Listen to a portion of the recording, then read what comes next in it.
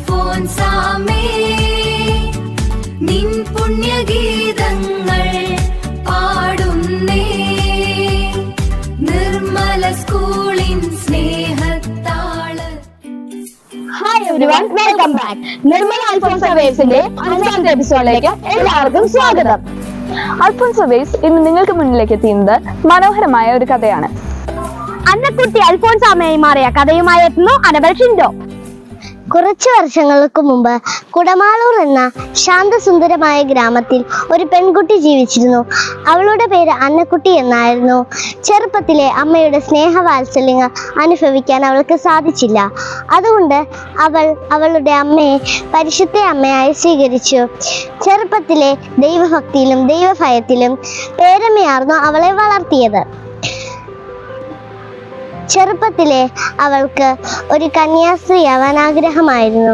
അതുകൊണ്ട് എല്ലാ പ്രതിബന്ധങ്ങളെയും അവൾ മറികടന്ന് ഒരു കന്യാസ്ത്രീയായി.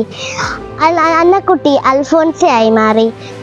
അവൾ ഭരണിജ്ഞാന മഠത്തിലായിരുന്നു ജീവിച്ചിരുന്നത്. ഒരു ദിവസം അവൾ മഠത്തിലിരിക്കുമ്പോൾ ഒരു ചെറിയ കുട്ടി കരഞ്ഞുകൊണ്ട് അവളുടെ അടുത്തേക്ക് വന്നു. കളിക്കുന്നതിൻ്റെ ഇടയ്ക്ക് മുട്ടിന് പരിക്കേറ്റിയിരുന്നു. അൽഫോൻസാമ ആ കുട്ടീനെ അടുത്തിരുത്തി അവളെ ആശ്വസിപ്പിച്ച് മുറിവുകൾ വെച്ചുകെട്ടി അവൻ്റെ മുറിവിന് പ്രാർത്ഥിക്കുകയും ചെയ്തു. കുട്ടി ചോദിച്ചു, അമ്മേ, എൻ്റെ മുറിവുകൾ മാറുമോ? അപ്പം അൽഫോൻസാമ പറഞ്ഞു, ദൈവം നിന്നെ സ്നേഹിക്കുന്നു, ഭയപ്പെടല്ലേ, എല്ലാം ശരിയാകും. നമ്മൾ ഒരാളുടെ ദുഃഖം കാണുമ്പോൾ നമ്മളും അവരെ സ്നേഹിക്കുകയും ആശ്വസിപ്പിക്കുകയും ചെയ്യണം എന്നാണ് അൽഫോൻസാമ പഠിപ്പിച്ചത്.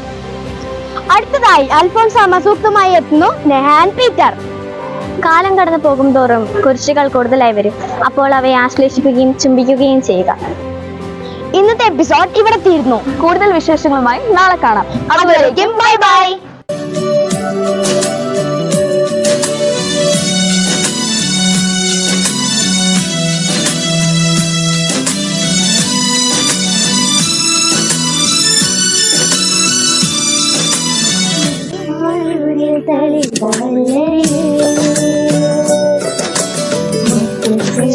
വളർന്ന പൂമുട്ടേ, ചാരമടത്തിൽ വിരിഞ്ഞ നറുമലരേ,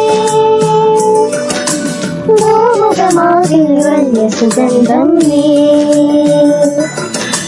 കുടമാളൂരിൽ തളിർത്ത വല്ലരേ,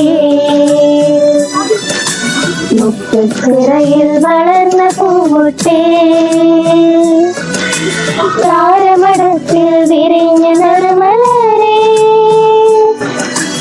ഭൂമുഖമാകെ നിറഞ്ഞ സുഗന്ധം നീ,